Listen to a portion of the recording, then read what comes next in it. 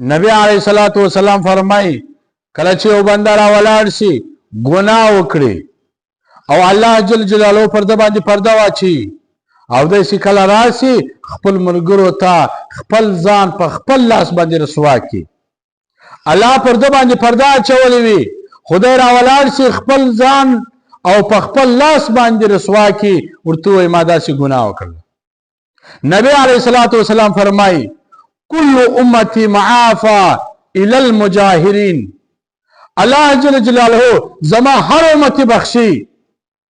لیکن هغه نه بخشي چې هغه ډیر اولاد شي د شپې ګناه وکړي او الله جل جلاله پر د باندې پرده واچي چې کله سهار شي بیا د راشي هغه خپل مرګرو ته هغه ګناه بیانوي چې ما د شپې داسې غلطي وکړله ما داسې ګناه وکړله دا الله نه معافوي دې ته الله بخشش نه کوي نبی علیہ الصلوۃ والسلام فرمای چې زما هر امتی سے ګناهګار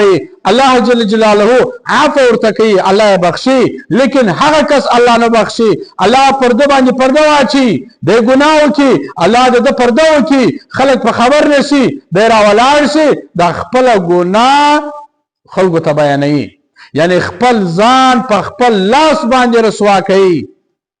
دا اعلانیه ګناه ده دا داسې ده لکه دی چې په ګناه باندې فخر کوي څوک چې اعلانیه ګناه کوي څوک چې په ګناه باندې فخر کوي هغه الله جل جلاله نه بخشي